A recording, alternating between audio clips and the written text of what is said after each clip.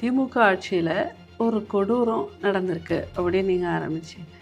திமுக ஆட்சியில் நடக்கிறது எல்லாமே கொடூரம் தான், ஒரு கொடூரம் இல்லை. கொடூரங்களில் இதுவும் ஒன்று. செங்கல்மாறன் அவர்கள் ஃபேமிலியை கூப்பிட்டு 50 லட்சம் ரூபாய் நாங்கள் வந்து கொடுக்குறோம், ப்ளஸ் வந்து வேலை கொடுக்குறோம்ன்றதெல்லாம் பேரம் பேசினதா சொல்லிட்டு நீதிமன்றத்தில் வெக்கக்கேடு, தலை குனியணும். அதுக்கு நியாயத்தை விட இப்பொழுது பணம் தான் நிறைய பேசுதுங்க. சம்பவத்தில் ஈடுபட்ட 5 காவலர்களை கைது பண்ணிருக்காங்க. இதுக்கு மேல என்ன நடவடிக்கை எடுக்கணும்? அப்புறம் கைது பண்ணி அவங்களுடைய பிறப்புறுப்புல அவங்களுடைய காதுல அவங்களோட மூக்குல வாயில மிளகாப்பொடி போடுவாங்களா? இல்ல அவங்களையும் ஒரே நாள்ல வந்து இவங்க எப்படி அடிச்சு கொலை பண்ணாங்களோ அந்த மாதிரி அடிச்சு கொலை பண்ணுவாங்களா? கைது பண்ணி என்ன பண்ணுவாங்க? கைது பண்ணி உள்ள வச்சிருக்காங்க, அவ்வளவுதான். அப்ப போலீஸ் ட்ரெஸ் போட்டுக்கிட்டு என்ன வேணா பண்ணலாம். ஒருத்தங்களை கொல்லணும்னா ஒரு போலீஸை வச்சு கொண்டுடலாம். அதுதான் இப்ப ட்ரெண்டா? பண்ணிட முடியாது. டிஜிபி அவர்களே சொல்லியிருக்காரு, கடந்த ஆட்சியை பொறுத்த அளவில் இந்த ஆட்சியில வந்து குற்ற சம்பவங்கள் குறைஞ்சிருக்குன்றது அவரும் பதிவு பண்றாரு. அப்ப யாரு போய் சொல்றாங்க? யாரு? டிஜிபி. ஆமா, சரியா, யாரா வேணா இருக்கட்டும், அவங்களும் இந்த ஆட்சிக்கு தானே சாதகமா பேசிட்டு இருக்கிறாங்க. அவர் ஒழுக்கமா இருந்திருந்தா இந்த மாதிரியான நடவடிக்கை எல்லாம் ஏன் நடக்கும்? சாதாரண எளிமையான குடும்பத்துல வாழற ஒரு தாய், ஒரு அந்த வயசுலயே ஒரு ஏஜென்சி மூலமா அந்த இடத்துல வந்து செக்யூரிட்டி கார்டு வேலை செய்யறாரு. அவனுடைய வாழ்க்கை இந்த கவர்மெண்ட்டுக்கு ஒரு குப்பை மாதிரி. அவனை கவர்மெண்ட்டே அடிச்சு கொண்டுடுச்சு. இதுதான் ரெக்கார்டு. நாங்க கடவுளை பத்தி பேசும்போது மட்டும் நாங்க கடவுளை பத்தி பேசிட்டு போயிடுமா? அரசியல் பேசக்கூடாதா? பேசுனா நீ அதை பேச்சுரிமைய உன்னை அரசியல் பேசுனா அது தப்பு அப்படின்னு நீ வம்புக்கு வருவியா? ஏன் உனக்கு உறுத்துது?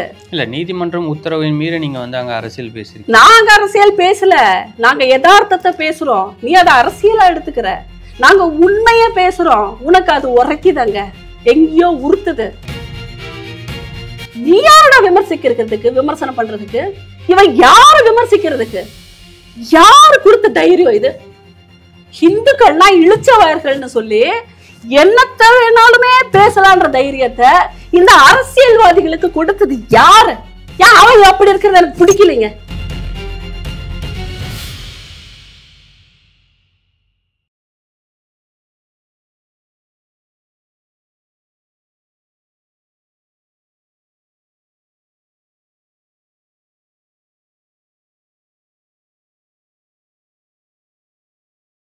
தாமரை டிவி நேயர்களுக்கு வணக்கம்.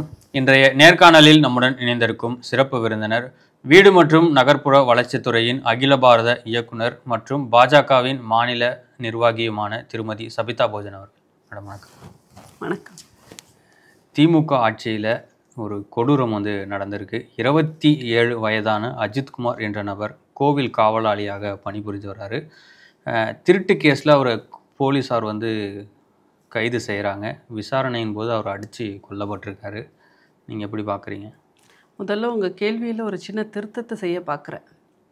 திமுக ஆட்சியில் ஒரு கொடூரம் நடந்திருக்கு அப்படின்னு நீங்கள் ஆரம்பிச்சிங்க. திமுக ஆட்சியில் நடக்கிறது எல்லாமே கொடூரம் தான், ஒரு கொடூரம் இல்லை. கொடூரங்களில் இதுவும் ஒன்று. அப்படிதான் நீங்க சொல்லணும். திமுக ஆட்சியில் நடந்த பல்வேறு குற்றங்கள் நடந்தாலும் இதுவும் 10-11 இதை பார்க்க முடியாது. 10-11 இதை பார்க்க முடியாதுன்னு நான் சொல்லல. நடந்த 10மே இந்த 11 மாதிரி அந்த அளவிற்கு மிகவும் கொடுமையான குற்றங்கள் தான். பாலியல் குற்றங்கள்ல இருந்து, கொலை குற்றங்கள்ல இருந்து, போதை மருந்து குற்றங்கள்ல இருந்து, சட்டம் மற்றும் சட்ட ஒழுக்கக்கேடுல இருந்து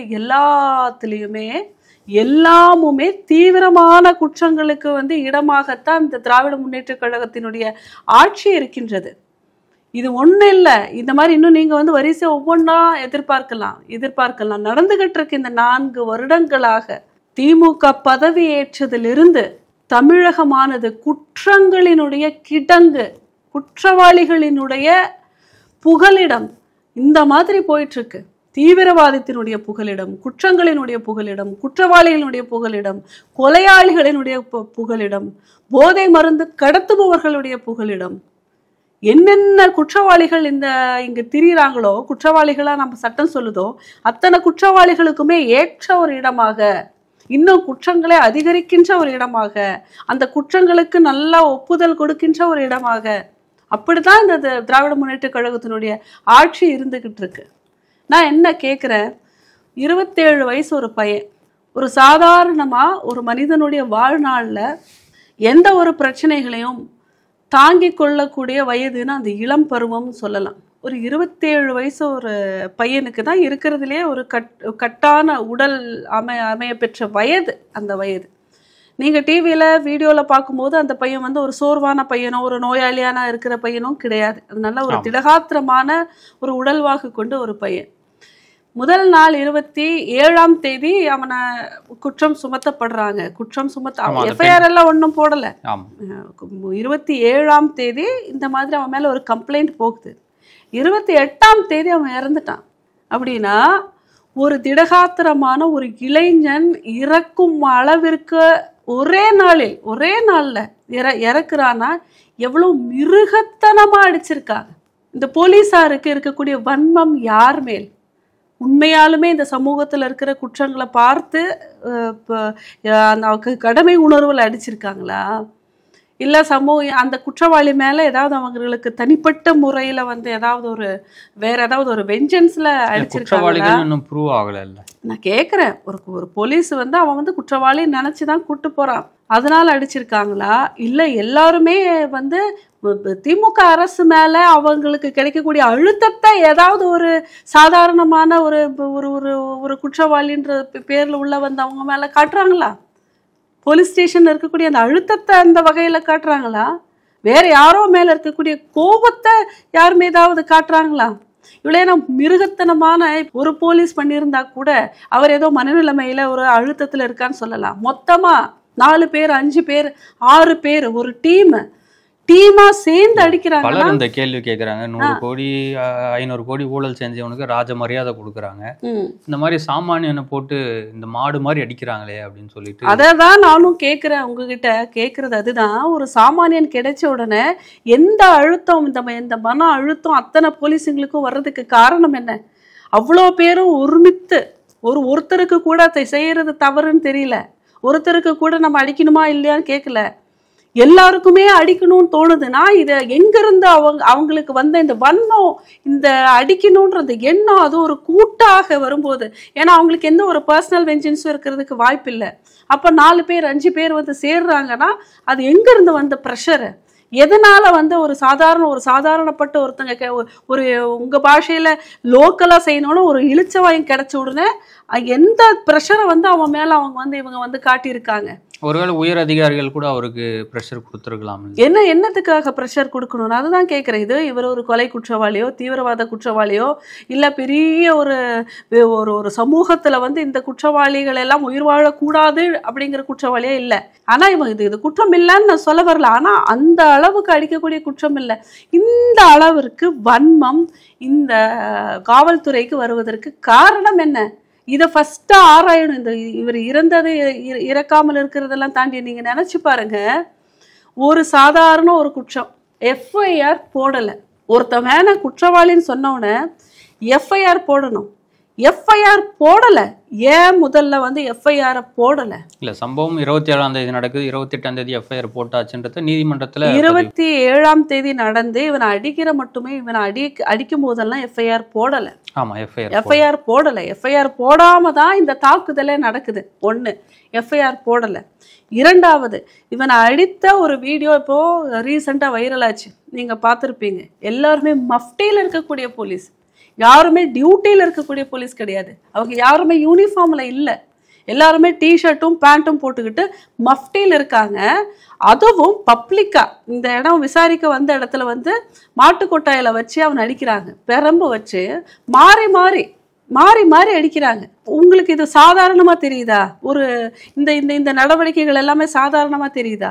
ஒன்று, இவர்களுக்கு அது ஒரு வன்மம், ஏதோ ஒரு மன அழுத்தம். சம்பவத்தை முதலமைச்சர் தொடங்கி இங்கே யாரும் நியாயப்படுத்தல. நியாயப்படுத்துறதா? எல்லாத்தையுமே செஞ்சுட்டு அப்போ நியாயப்படுத்தாம இருந்துட்டா சரியாயிடுமா? கடமைய ஒழுங்கா செய்யல, அதனால குற்றங்கள் பெருகி நடக்குது. குற்றங்களை இவங்க நியாயம் வேற படுத்துவாங்களா? நீங்க அப்படி வேற எதிர்பார்க்குறீங்களா? இதை வந்து நியாயப்படுத்துவாங்கன்னு வேற எதிர்பார்ப்பீங்களா? இப்போ நியாயப்படுத்துறதெல்லாம் ஒரு ஸ்டைலு, நியாயப்படுத்தலாங்கிறதே ஒரு பெரிய இது. இவங்க கொடுக்குற சப்போர்ட்டா, நியாயப்படுத்தாம இருக்கிறதே ஒரு சப்போர்ட்டா, குற்றத்தை குற்றம்னு ஒத்துக்கிறது எல்லாமே ஒரு நல்ல அரசியல் ஆட்சியா? குற்றத்தை செய்ய விடாம தடுக்கிறது தான் அரசியல் ஆட்சி. குற்றத்தை குற்றம்னு அவங்க ஒத்துக்கிட்டதே ரொம்ப பெரிய. நீங்க திமுகவுக்கு மகனும் சுட்டுறீங்களா? வழக்க சிபிஐக்கு மாத்திருக்காங்கல்ல. இன்னைக்கு வழக்க சிபிஐக்கு மாற்றட்டும். வழக்கு நடந்ததற்கான காரணம் என்ன? வழக்கு நடப்பதற்கான தைரியம் என்ன? மஃப்டியில இருக்கக்கூடிய ஒரு போலீஸுக்கு 27 வயசு ஒரு பையனை ஒரே நாளுல அடிச்சு கொன்னு இருக்காங்கன்னா, ஒண்ணு எல்லாருமே மனநிலை பாதிக்கப்படுற அளவுக்கு இந்த திமுக ஆட்சியானது காவலாளர்கள் மேல, காவலர்கள் மேல அந்த காவல்துறை மேல திராவிட முன்னேற்ற கழகமானது அந்த அளவிற்கு அவன் ஒரு நசுக்கப்பட்ட, அடிமைப்படுத்தப்பட்ட ஒரு துறையா மாற்றி வச்சதனுடைய வன்மத்தை யாரோ ஒரு சாதாரணப்பட்டவர்கள் மேல காட்டியிருக்காங்கன்னு எடுத்திருக்கணும். அப்படி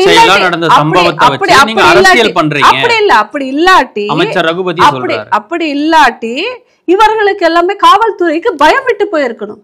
ஏன்னா எந்த குற்றங்களும், நீங்க அரசியல் குற்றங்களும், அரசியல் சார்ந்தவர்கள், ஆளுங்கட்சிக்கு சார்ந்தவர்களுக்கும் ஒத்துவதக்கூடிய குற்றங்களும் எல்லாம் செய்யும் போது இவங்களுக்கு தைரியம் ஜாஸ்தி ஆயிடுச்சு. ஆளுங்கட்சிக்கு வேண்டாம், என்ன வேணா செய்யலாம் அப்படிங்கிற ஒரு தைரியம் இந்த காவல்துறைக்கு வந்துருச்சு.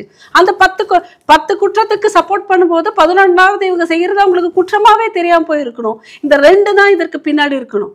ஒண்ணு, ஒரு காவலர்களா இருக்க முடியலையே அப்படின்ற ஒரு சாதாரணமா இருக்க முடியலையேங்கிற வன்மத்தை காட்டியிருந்திருக்கணும். இல்ல எல்லாம் இது இவங்களுக்கு சப்போர்ட் பண்றோம், அவங்களுக்கு சப்போர்ட் பண்றோம், இந்த குற்றத்தை விட்டுட்டோம், அந்த குற்றத்தை விட்டுட்டோம்னு இவங்க ஒரு மிருகத்தனமா மாறக்கூடிய அளவிற்கு காவல்துறையா மாறி இருக்கணும். அவங்களோட ஆட்டிடியூடு, காவல்துறையினோட ஆட்டிடியூடு ஒரு மிருகத்தனமா மாறி இருந்திருக்கணும். அந்த பகுதியோட நான் என்ன கேட்கிறேன் விக்னேஷ், அவர்கள் ஃபேமிலியை கூப்பிட்டு 50 லட்சம் ரூபாய் நாங்க கொடுக்குறோம், பிளஸ் வேலை கொடுக்குறோம்ன்றதெல்லாம் பேரம் பேசினதா சொல்லிட்டு நீதிமன்றத்தில் வெக்கக்கேடு, தலை குனியணும். அதுக்கு நியாயத்தை விட இப்பொழுதும் பணம் தான் நிறைய பேசுதுங்க இந்த சமூகத்துல. அதனாலதான் இவ்வளவு குற்றங்கள் பெருகிட்டு வருது. யார வேணாலும் பணத்தால வாயடைச்சிடலாம். திமுகவோட ஸ்டைல் தானே அது. என்ன வேணா செய்யலாம். அதுல இருந்து ஏதாவது ஒரு பிரச்சனை வந்துருச்சுன்னா காசை கொடுத்து அவங்க வாயடைச்சிடலாம். இதுதான் அவங்க ஸ்டைல். இன்னைக்கு இல்ல, காசை வச்சு என்னென்ன பண்ண முடியுமோ எல்லாமே பண்ணிட்டாங்க. இப்ப கடைசியில எல்லாருடைய வாழ்க்கையே ஒரு கேள்விக்குறியா மாறிட்டு வருது.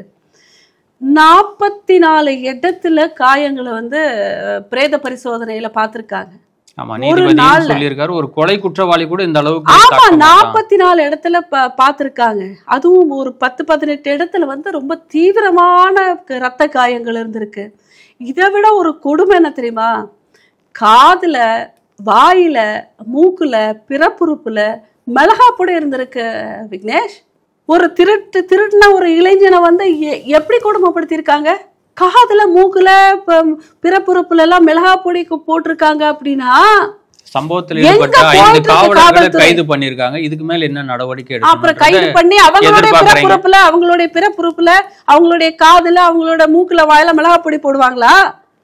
இல்ல அவங்களையும் ஒரே நாள்ல இவங்க எப்படி அடிச்சு கொலை பண்ணாங்களோ அந்த மாதிரி அடிச்சு கொலை பண்ணுவாங்களா? கைது பண்ணி என்ன பண்ணுவாங்க? கைது பண்ணி உள்ள வச்சிருக்காங்க, அவ்வளவுதான். ஒரு சாதாரண திருட்டு குற்றத்துக்கு உள்ள போன ஒரு பையனுக்கு இந்த மாதிரியான அவங்க ஒரு தண்டனை கொடுக்கிற அளவுக்கு, இப்படி அடிக்கிற அளவுக்கு 5 போலீஸ் இருக்காங்கன்னா அவனுக்கும் அவனும் எலிஜிபிள் தானே. அவருக்கு என்ன தண்டனையும் நீதிமன்றம் கொடுப்பாங்க. அப்படின்னு இந்த 5 பேருக்கும் அதே தண்டனை, அவர்கள் கொடுத்த தண்டனை அவர்களுக்கு திருப்பி கொடுக்கட்டும். நீங்க ஒன்னும் இல்ல, ஒரு 8-9 பவுன் தங்கத்தை திருடுனதுக்கே அந்த 5 பேருக்குமே இந்த அளவுக்கு பனிஷ்மெண்ட் கொடுக்க முடியும்னா, அவனை கொன்னதுக்கு இந்த 5 பேருக்குமே என்ன தண்டனை அவங்களுக்கே உணரணும் இல்ல, அந்த புத்திக்கு தெரியணும் இல்ல, அடிச்சு ஒருத்தனை கொன்ன புத்திக்கு தெரியணும் இல்ல. அதே மாதிரி இவங்களை கொடுமைப்படுத்துங்க முடியுமா? சும்மா கைது பண்ணிட்டீங்கன்னா அவங்க மட்டும் ஏன் சட்டம் ஒழுங்குன்னு பாக்கணும்? அவங்களையும் ஒரு 50 பேரை வச்சு அடிச்சு கொள்ள வேண்டியது தானே. அவங்களுக்கு என்ன அழுத்தம் இருந்திருக்குன்றத நம்ம அவங்க சைட்ல இருந்து நம்ம அதுதான் நான் கேட்கிறேன். ஒண்ணு அழுத்தங்கிறது எங்க இருந்து வந்திருக்கும்? இப்ப அரசியல் பண்ற ஆட்சியாளர்கள் இருந்து வந்திருக்கும், அதிகாரிகளிடம் இருந்து வந்திருக்கும். அப்படி இல்லாட்டினா அவங்களோட சிச்சுவேஷன், போலீஸ் ஸ்டேஷனோட சிச்சுவேஷன்ல இருந்து வந்திருக்கும். எப்படி வந்தாலுமே சரி, கடமையை செய்ய தவறி இருக்காங்க, கடமையை அவங்க செய்யல, அத்துமீறி இருக்காங்க, ஒரு அநியாயம் நடந்திருக்கு. அந்த தைரியம் எப்படி வந்துச்சு? இந்த அளவுக்கு அடிச்சு கொல்ற அளவுக்கு தைரியம் யார் கொடுத்தது? நீங்க அத்துமீறீங்க, என்னென்னமோ பண்ணிட்டு போறீங்க, சரி, அடிச்சு கொல்ற அளவுக்கு தைரியம் யாரு கொடுத்தது? எங்க போயிட்டு இருக்கு இது? எப்படி எடுத்து அவங்க காவலர், அவர்கள் எல்லாருமே அரசு ஊழியர்கள் தானே. அப்ப அரசே அடித்து ஒரு இளைஞனை கொன்றிருக்கிறது. இதுதான் ரெக்கார்டு. இன்னைக்கு தமிழக அரசு ஒரு 27 வயது இளைஞனை அடித்து கொன்றிருக்கிறது. அது வரைக்கும் எஃப்ஐஆர் போடல. யார் வேணா அடிச்சிடலாமா? யார் வேணா அடிச்சிடலாமா? அவங்கள பணியிடம் நீக்கம் பண்ணிட்டா அப்ப போலீஸ் ட்ரெஸ்ஸை போட்டுக்கிட்டு என்ன வேணா பண்ணலாம். ஒருத்தங்களை கொல்லணும்னா ஒரு போலீஸை வச்சு கொண்டுடலாம். அதுதான் இப்ப ட்ரெண்டா.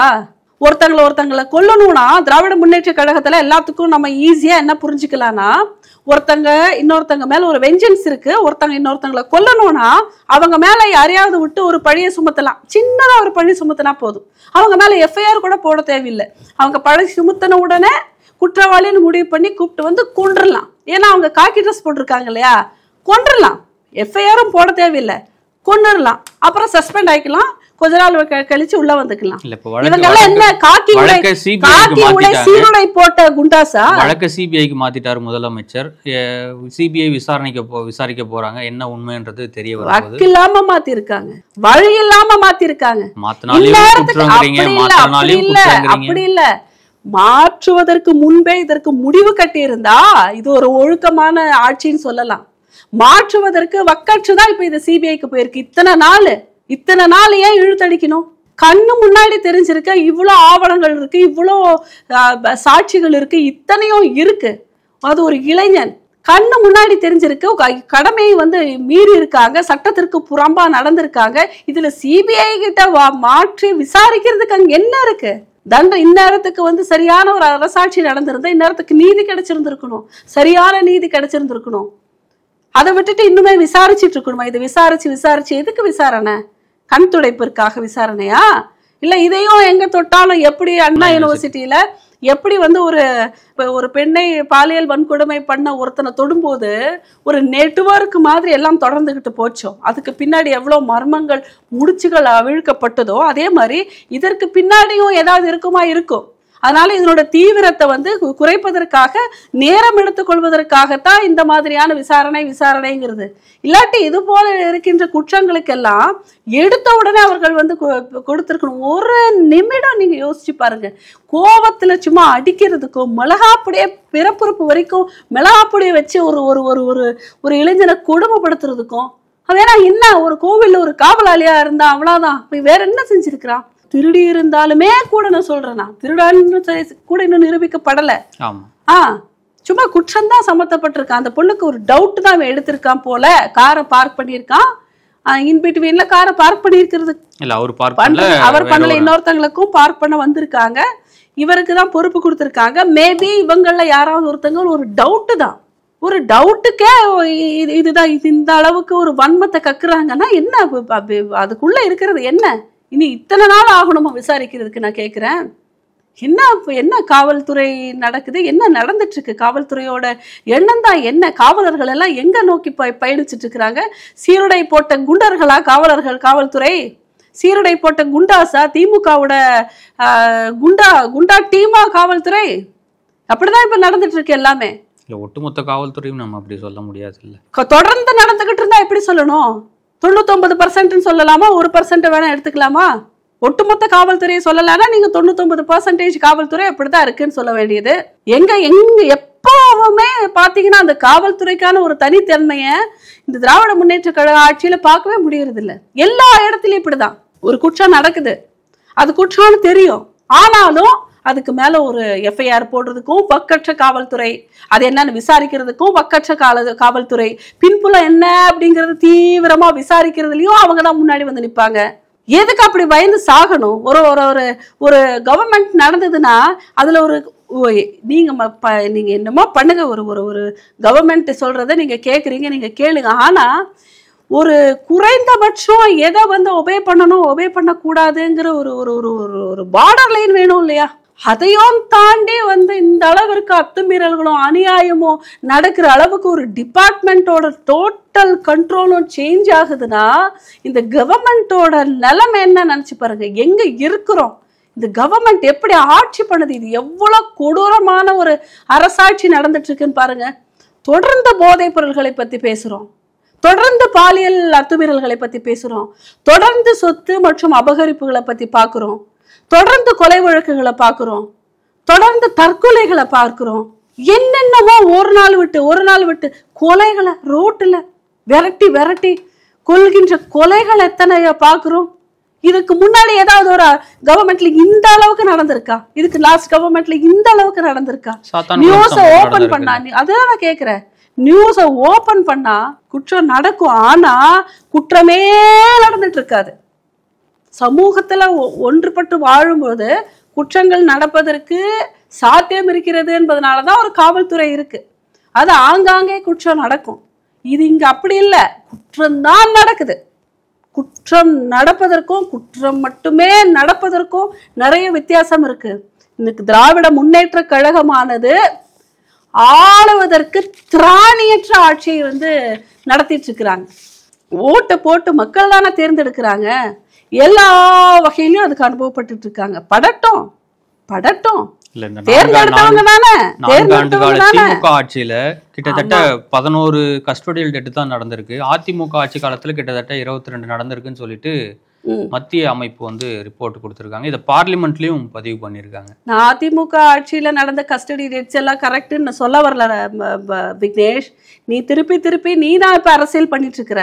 நான் அரசியல் விவாதி மாதிரி பேசல. ரிப்போர்ட் அதுல நான் ஒரு சமூக ஆர்வலரா சொல்லிட்டு இருக்கேன். ரிப்போர்ட் இருக்கட்டும், திராவிட முன்னேற்ற கழகம் வந்ததுக்கு அப்புறம் அதிகமா இருக்குங்கிற நீ கஸ்டோடியல் டெத்தை மட்டும் காட்டுற. நான் காமனா இருக்கிற அத்தனை டெத்தையும் சொல்லி பேசிட்டு இருக்கிறேன்.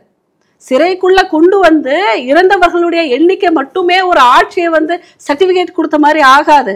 சிறைக்குள்ள கொண்டு இறந்தவர்கள் எண்ணிக்கை அந்த ஆட்சியை விட இந்த ஆட்சியில குறைவுன்னு நீ சொல்லலாம். ஆனா மொத்தமா ஒரு கொலை செய்யப்பட்டவர்களுடைய எண்ணிக்கை, கொலை நடந்த கொலைகளினுடைய எண்ணிக்கை, சமூகத்துடைய சீரழிவு, அதற்கான காரணம்னு பார்க்கும்போது கம்பேரிட்டிவ்லி இது பெஸ்ட் கவர்மெண்ட் அப்படின்னு நான் சொல்ல வரேன்.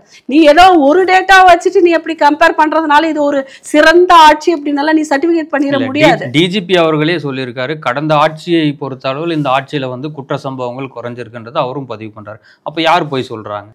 யாரு? டிஜிபி. ஆமா சரி, யாரா வேணா இருக்கட்டும், அவங்களும் இந்த ஆட்சிக்கு தானே சாதகமா பேசிட்டு இருக்கிறாங்க. அவர் ஒழுக்கமா இருந்திருந்தா இந்த மாதிரியான நடவடிக்கை எல்லாம் ஏன் நடக்கும்? அவர் அவருக்கு அண்டர்ல கரெக்டா காவல்துறை நடந்துட்டு இருக்குன்னு வச்சுக்கோங்க. நான் கேக்குறது, இங்க இருக்கக்கூடிய காவல்துறையினுடைய உயர் அதிகாரி இந்த அளவிற்கு சிரத்தை எடுத்து அதை பற்றி எல்லாம் பேசுகின்ற ஒரு உயர் அதிகாரி, அரசாங்கத்திற்கு கட்டுப்படாத, அரசாங்கத்தினுடைய எந்த ஒரு நிர்பந்தமும் இல்லாம மிக நல்ல முறையில காவல்துறையை நிர்வாகம் பண்ணிட்டு வரதா இருந்தா இந்த ஒரு மஃப்டியில ஜஸ்ட் ஒரு டிஷர்ட்டு ஜீன்ஸையும் போட்டுட்டு ஒரு மாட்டுக்கொட்டையில ஒரு பையனை இவ்வளவு அடிக்கிற தைரியம் எப்படி வந்தது? ஒரு நம்மளுடைய உயரதிகாரி, இவ்வளோ ஒரு ஸ்ட்ரிக்டான உயரதிகாரி அப்படின்ற ஒரு பயம் ஒரு போலீஸ் ஸ்டேஷன்ல இருக்கக்கூடிய போலீஸ் அதிகாரிகளுக்கு இருந்தா எப்படி அந்த அந்த இந்த மாதிரி சம்பவங்கள் நடக்கும்? அவர் இந்த சம்பவம் வர்றதுனால எப்படியாவது இந்த கவர்மெண்ட்டை காப்பாத்துறதுக்கு பழைய கவர்மெண்ட்டோட டேட்டாஸ் எடுத்து இதை விட இது பெட்டரு, நீங்க 10 கொலை பண்ணீங்க, நாங்க 5 கொலை பண்ணோம் அப்படின்னா அந்த 5 கொலை என்ன கொலை இல்லையா? இல்ல, அதை நியாயப்படுத்தல, குறைஞ்சிருக்குன்றதா சொல்றாங்க. குறை ஒன்னும் குறையில. எல்லா வகையிலுமே பின்னாடி இருக்கக்கூடிய அதோட பேக்ரவுண்டையும் நீங்க பார்க்கணும். போதை மருந்து வருது இல்லையா? போதை பழக்கம் தான் எல்லாத்துக்குமே காரணம். போதை வஸ்துக்கள் எல்லாம் இந்த ஆட்சியில ரொம்ப குறைஞ்சிருக்கா? தீவிரவாதம் எல்லாம் இப்படி ரொம்ப குறைஞ்சிருக்கா? பாலியல் அத்துமீறல்கள் எல்லாம் ரொம்ப குறைஞ்சிருக்கா? நீங்க ஒரு டேட்டா, இந்த டேட்டாவை ரிசர்ச் பண்ணிட்டு எல்லாம் இருக்க முடியாது. பரவலா ஒரு பொதுமக்கள்ல இருக்கக்கூடிய ஒரு பொதுமக்கள்ல இருந்து ஒரு பிரதிநிதியா பார்க்கும் பொழுது தினம் தினம் இது போல குற்றங்கள் தொடர்ந்து நடந்து கொண்டுதான் இருக்கிறது. அதை கண்கூடா பார்க்கலாம். அவருடைய கணவன் இறந்த ஒரு விதவை தாய் 2 இளைஞர்களை கஷ்டப்பட்டு படிக்க வைக்கிறாங்க. சாதாரண எளிமையான குடும்பத்துல வாழற ஒரு தாய், அந்த வயசுலயே ஒரு ஏஜென்சி மூலமா அந்த இடத்துல செக்யூரிட்டி கார்டு வேலை செய்யறாரு. அவனுடைய வாழ்க்கை இந்த கவர்மெண்ட்டுக்கு ஒரு குப்பை மாதிரி.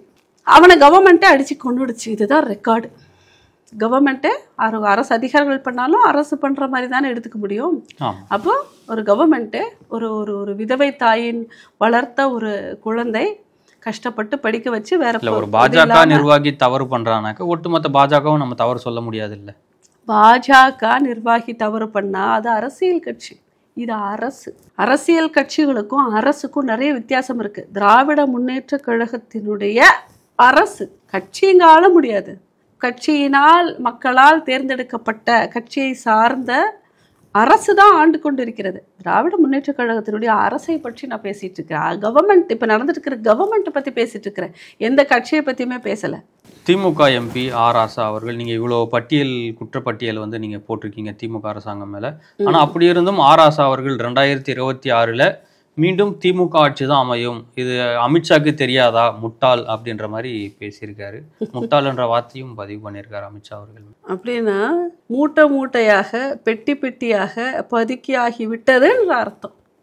என்றைக்குமே திராவிட முன்னேற்ற கழகத்தினுடைய ஆட்சியாளர்கள், குறிப்பாக இந்த மாதிரி அரசியலில் வந்து ரொம்ப முன்னோடிகளாக இருக்கக்கூடியவர்கள், ஒருத்தங்க வந்து ரொம்ப கான்ஃபிடென்ஸாக பேசுகிறாங்க, அந்த அளவிற்கு என்ன வேணால் பண்ணிக்கலாம் பார்த்துக்கலான்ற மாதிரி பேசுகிறாங்கன்னா, அடுத்த தேர்தலுக்கான நோட்டுகள் கத்தை கத்தையாக லாரிகளாக மொத்தமாக எல்லா இடத்திற்கும் சென்று சேர்ந்து விட்டது. தேர்தலுக்கு சந்திப்பதற்கான மொத்த பண கிடங்கை வந்து சரி செய்து விட்டார்கள் என்ற அர்த்தம். அதே போதை மருந்தாக இருக்கலாம், நீங்கள் என்ன கள்ளச்சாராயமாக இருக்கலாம், என்னென்ன இப்போ இருக்கக்கூடிய டாஸ்மாகா இருக்கலாம், எல்லா ஆலைகளாக இருக்கலாம், அதான் எல்லா அணியுமே இந்த கேம்பெயின் வந்து ஆமாம் ஆமாம் எல்லா ஓரணிகள் இருக்கின்ற அத்தனை அணியும் பணத்திற்கு கட்டுப்பட்ட அணிதான், பணத்திற்கும் பாசாங்கிற்கும் கட்டுப்பட்ட அணிதான். இவர்கள் வந்து தேர்தலை எதிர்கொள்வது எப்படி அப்படின்னு சொன்னால், மற்றவங்களுக்கெல்லாம் 1008 ஸ்ட்ராட்டர்ஜி, எங்களை போல பாரதிய ஜனதா கட்சியை சேர்ந்த நிர்வாகிகளுக்கெல்லாம் 1008 ஸ்ட்ராட்டர்ஜி, நமது திட்டங்களை வீடு வீடாக எடுத்துக்கொண்டு போய் சொல்லணும் அப்படின்னெல்லாம் எங்களுக்கு சொல்லிக் கொடுப்பாங்க. பாரத பிரதமர் ஏழை மக்களுக்கு செய்த உதவிகளை, திட்டங்களை நம்ம வந்து சொல்லணும். நாங்கள் இந்த ஸ்கீம் எல்லாம் பண்ணியிருக்கோம், இப்போ கல்விக்காக இவ்வளோ செஞ்சுருக்கோம், வீடு கட்டுறதுக்கு இவ்வளோ செஞ்சுருக்கோம், கழிப்பிடத்திற்கெல்லாம் இவ்வளோ செஞ்சுருக்கோம், இவ்வளோ ஸ்கீம்ஸ் இருக்குது, நாங்கள் இவ்வளோ எல்லாம் பண்ணியிருக்கோம், ரோடை இப்படி பெருக்கியிருக்கோம், இந்த மாதிரி நிறைய நம்ம செஞ்ச திட்டங்களை 10 ஆண்டு காலமாக கடைசியில் இந்த சிந்தூர் நம்மளுடைய கடைசியில் இதில் பெஹல்காமில் நடந்த தீவிரவாதத்திற்கு பாரத பிரதமர் எப்படி வந்து அதற்காக திருப்பி அடித்தாருன்ற வரைக்கும் நாங்கள் எடுத்து சொல்லி ஓட்டு கேட்கணும். இதுதான் பொதுவாக ஒரு லாஜிக்கலாக எல்லா கட்சியும் நம்ம சொல்கிறது. பாரதிய ஜனதா கட்சியில் எங்களுக்கு அப்படி தான் கற்றுக் கொடுத்துருக்குறாங்க.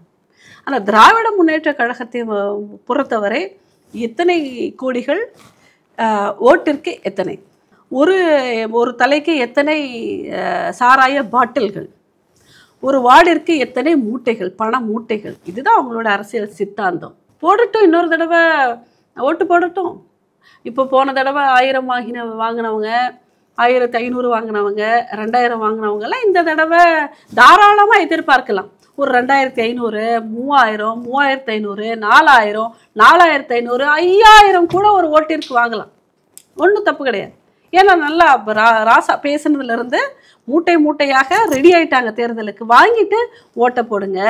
திருப்பி உங்கள் தெருவில் ஒரு கொலை நடக்கும், அப்புறம் உங்களுடைய ஏரியாவில் கள்ளச்சாராயம் காசுவாங்க, உங்கள் வீட்டு பொண்ணை எவனோ ஒருத்தன் வந்து ஏதாவது ஒன்று செய்வான், உங்கள் சொத்தை எவனாவது ஒருத்தனால அதால் அபகரிப்பான். அதுக்கெல்லாம் நீங்கள் வந்து 5000 தொடங்கி 50,000, 5 லட்சம், 5 கோடின்னு உங்கள் சக்திக்கு ஏற்ற மாதிரி செலவு பண்ணுங்க. பின்னாடி இப்போதைக்கு நீங்கள் 5000 வாங்கி 5 பேருக்கு 5000னா 25,000, அப்போ திராவிட முன்னேற்ற கழகத்திற்கு ஒரு ஓட்டை போட்டுடலாம் அப்படின்னு போடுங்க, ஜெயிக்கட்டும், திருப்பி மக்கள் அனுபவிக்கட்டும். இதுதானே நடக்குது. எத்தனை தடவை சொன்னாலும் திரும்ப திரும்ப இந்த மறதிங்கிறத ஒன்றை கடவுள் வந்து ஒரு துக்கத்திலிருந்து விடுபடுறதுக்காக மனுஷனுக்கு கொடுத்தான். ஆனால் இந்த தமிழக மக்களை பொறுத்து சூடு சொரணை அவமானம் எல்லாத்திலிருந்தே விடுபடுறதுக்கு வந்து இந்த மறதியை பயன்படுத்திக்கிறார். போன ஆட்சியில் காசை கொடுத்துட்டு உங்கள் வீட்டு தண்ணி, காவாய் தண்ணி வெளியே போகிறதில்ல, டைமுக்கு கரண்ட் வர்றதில்ல, எந்த வேலை கவர்மெண்ட்டுக்கு போனாலும் லஞ்சத்தை வாங்குறாங்க, தினம் தூங்கி எந்திரிச்சா சாபத்திலேயே இந்த ஆட்சியை வந்து நீங்கள் விமர்சனத்திலேயே கொண்டு போகிறீங்க. நியூஸ் பேப்பரை திறந்தா இவ்வளோ குற்றம், எவனுமே எதுவுமே சரியாக நடக்கலை, அத்தனை விமர்சனம், இவ்வளோ போராட்டம், இவ்வளோ பிரச்சனை எல்லாமே பார்க்குறீங்க. கடைசியில் 5000 கொடுத்தா ஆன்னு போய் திருப்பி தானே ஓட்ட போடுறீங்க. அப்போ திருப்பி இதெல்லாம் நடக்கட்டும். திருப்பி உங்கள் சொத்தை அபகரிக்கிற மட்டும், உங்கள் வீட்டில் எல்லா விஷயங்கள் நடக்கிற மட்டும் அப்பவும் திருந்த மாட்டாங்க. நான் தான் சொன்னேன்ல, அந்த மானம், வெக்கம், ரோஷம், சூடு, சிறனை இதெல்லாம் மறதியில் போயிடும். அந்த 5000 தான் அந்த ஓட்டன்னைக்கு பிரதானமாக இருக்கும். அதை ராசாவுக்கு நல்லா தெரிஞ்சு வச்சுக்கிட்டார். இல்லாட்டி பிரதானமா இருக்கக்கூடிய ஹிந்துக்களை என்னென்ன வார்த்தையில ஹிந்து தெய்வங்களையும் ஹிந்து கோயில்களையும் ஹிந்து மக்களையும் கேவலமா.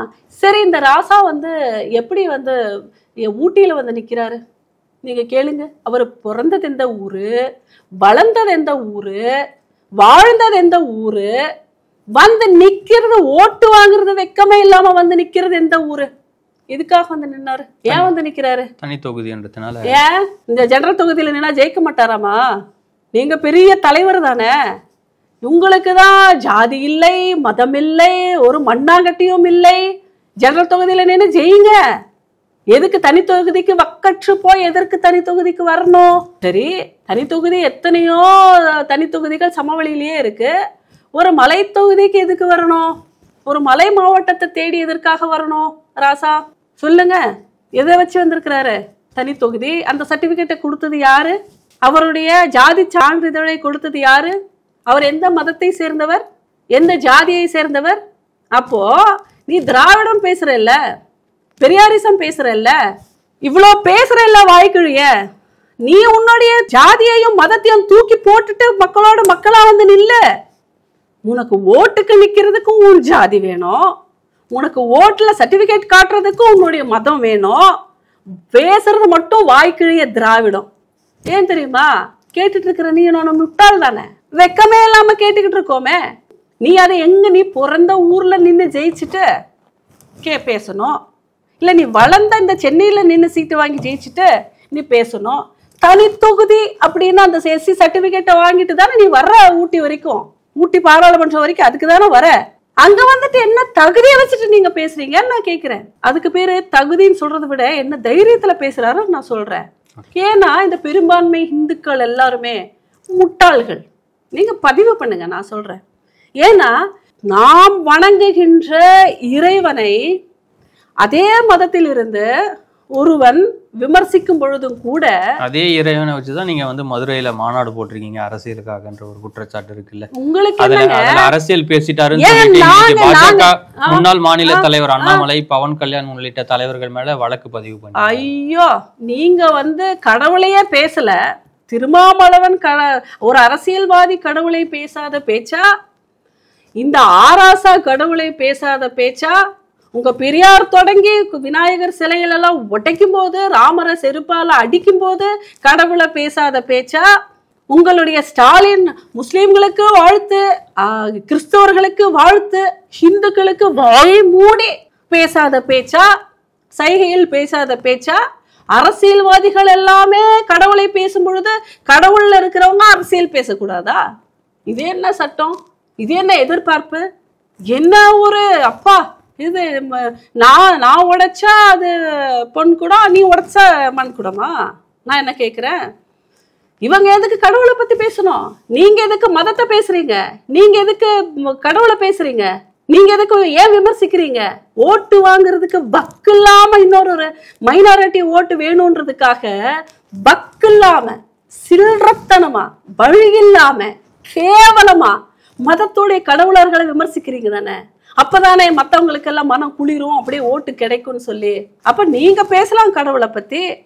கருப்பர் கூட்டம் கந்த சஷ்டி கவசத்தை எப்படி பேசினா, என்னென்னலாம் பேசினா, வெக்கம் இல்ல. அப்ப அவனை என்ன பண்ணாங்க? அந்த கவர்மெண்ட் என்ன பண்ணாங்க விக்னேஷ்? அவங்களுக்கு என்ன பனிஷ்மெண்ட் கொடுத்தாங்க? எந்த ஒரு நடவடிக்கையும் எடுக்கல. என்ன பண்ணிட்டு இருக்காங்க? பேச்சுரிமையா? ஓ, நீ பேசினா உனக்கு பேச்சுரிமை, பேசுவதற்கு எல்லா உரிமையும் இருக்கு. நாங்க பேசினா நீ ஆக்ஷன் எடுப்ப. கேவலமா இல்ல? காக்க காக்க கனகவேல் காக்கன்னு சொல்லி உடலினுடைய உடல் பாகங்களை, ஒவ்வொரு உறுப்புகளை சொல்றத அவன் அந்த வீடியோல எவ்வளவு விமர்சனம் பண்ணலாம் நீ பார்த்திருந்திருப்ப. ஆமா, என்ன இப்போ நான் கேக்குறேன், என்னுடைய கண்களை காக்க, செவிகளை காக்க, என் முலைகளை காக்க பேசுற என்ன? உனக்கு என்ன? நான் காக்கணும்.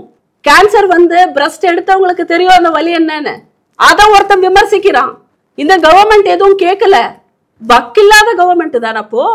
திராவிடத்தை வச்சு அரசியல் பண்ற கவர்மெண்ட் தானே அப்போ? என் உடம்புல இருக்கிற உறுப்புகள் எல்லாத்தையும் காக்கணும்னு நான் கடவுள்கிட்ட வேண்டதுல உனக்கு என்ன பிரச்சனை? உனக்கு என்ன பிரச்சனை? எப்படி அவனை திராவிட முன்னேற்ற கழகம் விட்டு வச்சுது? நீ கடவுளை பத்தி எல்லாம் பேசும்போது நீ கடவுளை அரசியல் பேசுற இடத்துல எல்லாம் நீ கடவுளை பத்தி பேசுவ. நாங்க கடவுளை பத்தி பேசும்போது மட்டும் நாங்க கடவுளை பத்தி பேசிட்டு போயிடுறோமா? அரசியல் பேசக்கூடாதா? பேசுனா நீ அதை பேச்சுரிமைய உன்னை அரசியல் பேசுனா அது தப்பு அப்படின்னு நீ வம்புக்கு வருவியா? ஏன் உனக்கு உறுத்துது? இல்ல, நீதிமன்றம் உத்தரவின் மீறி நீங்க அங்க அரசியல் பேசுறீங்க. நாங்க அரசியல் பேசல, நாங்க யதார்த்தத்தை பேசுறோம். நீ அதை அரசியலா எடுத்துக்கிற. நாங்க உண்மைய பேசுறோம், உனக்கு அது உரைக்குதாங்க, எங்கேயோ உறுத்துது. நாங்க உண்மையா பேசியிருக்கோம். ஏன் பெரியார் விநாயகர் சிலையை உடைச்சார உடைக்கலையா? பெரியார் பெரியார் பெரியார் பெரியார் விநாயகர் சிலையை உடைச்சாரு தானே? ராமசாமி உடைச்சாரு தானே? அது சொன்னதுல ஏதாவது தப்பு இருக்கா? இல்ல. ராமரை செருப்பால் அடிச்சாங்க தானே? அதை சொன்னா ஏதாவது தப்பு இருக்கா? ஹிந்து முன்னணியில இருக்கிறவங்க எல்லாம் கொல்லப்பட்டாங்களா இல்லையா? வெட்டி கொல்லப்பட்டார்களா இல்லையா? அதை சொன்னா ஏதாவது தப்பு இருக்கா? ஏதாவது பொய் பேசுறாங்களா? ஹிந்துக்கள் ஒரு விழாவுக்குமே யாரும் வாழ்த்து சொல்றதில்ல. இல்ல, ஹிந்துக்களுடைய கடவுளர்களை பற்றி எல்லா திராவிட முன்னேற்ற கழகமும் ஜஸ்ட் லைக் தட் எல்லாருமே பேசுறாங்க இல்லையா? கேவலப்படுத்தி பேசுறார்கள் இல்லையா? திருமாவளவன் ஒரு தடவை பேசுறான், என்ன கூம்பா இருந்தா சர்ச்சு, இப்படி இது எப்படி இருந்தாலும் அது மசூதி, ஆனா அசிங்கமான பொம்மைகள் இருந்தா அது கோவில். உனக்கு என்ன? நீ யாரோட விமர்சிக்கிறதுக்கு, விமர்சனம் பண்றதுக்கு? இவன் யாரு விமர்சிக்கிறதுக்கு? யாரு கொடுத்த தைரியம் இது? ஹிந்துக்கள்லாம் இழுச்சவர்கள்னு சொல்லி என்னத்த வேணாலுமே பேசலான்ற தைரியத்தை இந்த அரசியல்வாதிகளுக்கு கொடுத்தது யாரு? அவங்க அப்படி இருக்கிறது எனக்கு பிடிக்கலைங்க. திருமாவளவனோட முவர கட்ட எனக்கு பிடிக்கல. மாத்த சொல்லுங்க. பிடிக்கலங்க, அவன் மாத்த சொல்லுங்க. அந்த மூஞ்சியை மாத்தி வைக்க முடியுமா? முடியாது தானே? அப்படித்தான் இந்து மதமும் மாத்த முடியாது. எந்த அசிங்கத்துக்கும் தெரியாதவனா இந்த கோயிலை பாக்குறதுனால மட்டும்தான் அவன் ரொம்ப சங்கடப்படுவானோ? திருமாவளவனுக்கு ஏ தெரியாது, பி தெரியாது, சி தெரியாது, ஒன்னும் தெரியாது. அப்படியே அப்பாவி இந்த கோயில்ல இருக்கக்கூடிய அசிங்கமான பொம்மைகளை பார்த்தோன்னே ஐயோ சமூகம் சீரழிஞ்சு போகுதே என்ற கவலையில அசிங்கமான பொம்மைகள் இருந்தா அது கோவில். என்ன அசிங்கம்? தாம்பத்தியம் அசிங்கமா? ஒரு வாழ்வியல் முறை அசிங்கமா? அதை கற்றுக் கொடுப்பது அசிங்கமா? இதுதான் மனிதனுடைய வாழ்வியல்னு சொல்றது அசிங்கமா? உன் கண்ணுல இருக்குடா வன்மம், உன் கண்ணுல இருக்க அசிங்கம், திருமாவளவனுடைய கண்ணுல இருக்க அசிங்கம். அவன் ஒரு அசிங்கத்தையும் பண்ணாத தலைவனாவே இருந்துட்டு போட்டோம். உன் வேலையை பார்த்துட்டு போ. உனக்கு ஒன்றும் பண்ண முடியலன்னா உன் வேலையை பார்த்துட்டு நீ போ. அடுத்தவனுடைய கோயிலை நீ எதுக்கு விமர்சிக்கிற? பெண்கள் எல்லாம் முன்னுக்கு வரணும். நான் சொல்றேன், பெண்கள் எல்லாம் பேசணும். இதை வாயை பொத்திக்கிட்டு போகக்கூடாது. உங்களுக்கு அது உறுத்துது, உங்களுக்கு அது பிரச்சனை கொடுக்குது அப்படின்னா நீங்க தான் இத்தனை நாள் அதை அரசியல் பண்ணிட்டு இருக்கீங்க. நீங்க தான் அதை அரசியலாக்கி வச்சிருக்கீங்க. நீங்க செஞ்சிட்டு இருக்கிற அரசியல் தான் அது. அதனாலதான் நாங்க எங்களுடைய சப்ஜெக்டை பேசும்போது உங்களுக்கு அரசியல் பேசுற மாதிரி தெரியுது. ஆனா நீங்க என்ன வேணா பண்ணுங்க, என்ன மாதிரி இருக்கிறவங்க இருந்துட்டு தான் இருப்பாங்க. நீ அழிக்க முடியாது. உன்னுடைய எந்த ஒரு சித்தாந்தத்தை வச்சு என்னை போல, என்னுடைய இறை மேல் நம்பிக்கை இருக்கக்கூடிய, என்னை போல இருக்கக்கூடிய எவரையும் எந்த காலத்துக்கு, இந்தியாவும் இத்தனை படையெடுப்புகளை தாண்டியுமே கூட இன்னுமே இந்து மதத்தின் வழியிலே பயணிக்கிறதுனா என்ன மாதிரி இருக்கின்ற ஊர்ப்புறத்தில் இருக்கின்ற சாதாரண தாய்மார்கள் கையில தான் பயணிச்சிட்டு இருக்கு. அது உங்களுக்கு தெரியல, இனிமேல் தெரிஞ்சுக்கங்க. என்ன மாதிரி இருப்பவர்களை நீங்கள் அழிக்க முடியாது. ஒருவரை இருவரை தண்டிப்பதன் மூலமாக ஒரு சமூகத்தை தண்டித்து விடலாம்னா அது நீங்கள் கண்டிருக்கிற கனவு.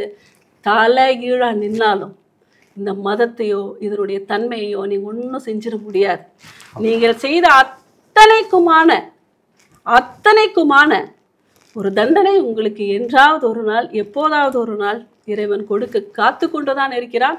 அது நடக்கும். எங்களை போன்றவர்களுடைய இந்த சாபம், எங்களுடைய வேதனை, அது இந்த பிரபஞ்சம் பார்த்து கொண்டு தானே இருக்கிறது. அதில் ஏதாவது ஒரு விஷயம் நடக்கத்தானே செய்யும். அப்போ